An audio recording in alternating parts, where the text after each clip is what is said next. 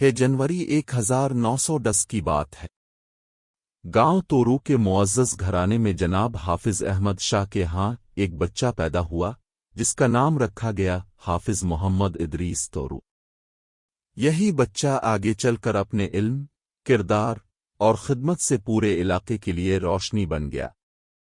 ابتدائی دینی تعلیم انہوں نے اپنے گھر ہی سے حاصل کی اور پھر گاؤں کے مختلف علماء کرام سے بھی علم حاصل کیا، مگر حافظ صاحب کی علمی پیاس یہی نہیں رکی۔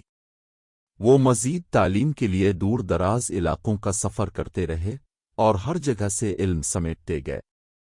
اللہ تعالیٰ نے انہیں غیر معمولی ذہانت، علم دوستی، نرم مزاجی اور شگفتہ طبیعت عطا کی تھی۔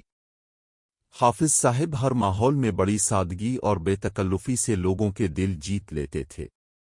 دینی علوم کے ساتھ ساتھ انہوں نے عصری تعلیم میں بھی نمایاں مقام حاصل کیا۔ اپنے مولوی فاضل، منشی فاضل، ادیب فاضل، فاضل ڈابھیل، ایم فارسی اور ایم عربی کی ڈگریاں حاصل کیں اور کئی اعزازات و تمغے بھی پائے۔ 1938 میں حافظ محمد ادریس تورو نے اپنے گاؤں میں اجتماعی زندگی کا آغاز کیا۔ انہوں نے گاؤں کے علماء کرام اور معززین کے ساتھ مل کر ایک انجمن قائم کی جس کا نام رکھا احقاق السنہ۔ یہ انجمن گھریلو جھگڑوں اور تنازعات کو قرآن و سنت کی روشنی میں حل کرنے کے لیے بنی تھی۔ انجمن کے ارکان میں قاضی سلطان احمد، مولانا عنایت اللہ اور خود حافظ محمد ادریس تورو شامل تھے، جبکہ گاؤں کے بڑے نام نواب شیر دل خان اور نواب محمد اکبر خان بھی اس میں شریک تھے۔ حافظ صاحب نے احقاق السنہ کے تحت گاؤں کے مختلف محلوں میں تبلیغی جلسے کیے اور لوگوں میں دین کی روشنی پھیلائی۔ وہ صرف ایک عالم نہیں تھے بلکہ ایک ہمہ جہت شخصیت تھے، فصیح و بلیغ خطیب، مفکر، مصنف، شاعر، فلسفی، مدرس اور حافظ قرآن۔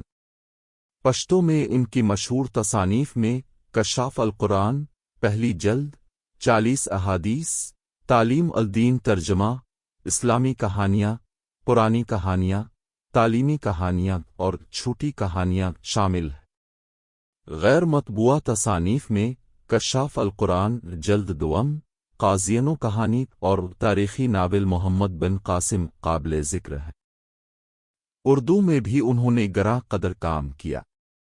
ان کی کتابیں جمال الدین افغانی، میرا لڑکپن، مجزہ نبی، درس القرآن، خطبات نبی، غیبت و شکایت، پشتو گرامر و الواضح اور مرزا محمد زاہد پر تحقیقی مقالہ شامل ہے۔ بچوں کے لیے بھی انہوں نے دلچسپ اور سبق آموز کتابیں لکھیں، اسلامی قصے، تعلیمی قصے اور پشتو میں لکھی گئی مزاحیہ کہانی کی دی جو ابتدا سے آخر تک مسکراہٹ بکھیرتی ہے۔ تعلیم و تدریس کے میدان میں بھی حافظ صاحب کا سفر طویل اور باوقار رہا۔ وہ مختلف اداروں میں خدمات انجام دیتے رہے۔ ایم او کالج امرتسر کے شعبہ دینیات کے صدر، اسلامیہ کالجیٹ اسکول پشاور میں استاد، گورنمنٹ کالج ایبٹ آباد میں لیکچرار، پشاور یونیورسٹی میں صدر شعبہ عربی، پنجاب یونیورسٹی میں ریسرچ اسکالر اور گورنمنٹ کالج مردان میں پرنسپل و لیکچرار کے طور پر۔ اس کے علاوہ شعبہ اطلاعات سرحد پشاور میں بطور جرنلسٹ بھی اپنی خدمات دیں۔ زندگی کے آخری سفر میں حافظ محمد ادریس تورو جامعہ الازہر قاہرہ میں عالمی علماء کے اجتماع میں شرکت کے لیے جا رہے تھے، لیکن افسوس 29 مئی 1965 کو ان کا طیارہ حادثے کا شکار ہوا اور وہ اسی حادثے میں اپنی زندگی کا سفر مکمل کر گئے۔ حافظ محمد ادریس تورو علم، کردار اور خدمت کی وہ علامت ہیں جو وقت گزرنے کے باوجود آج بھی تورو کی مٹی سے روشنی بن کر پھوٹتی ہے۔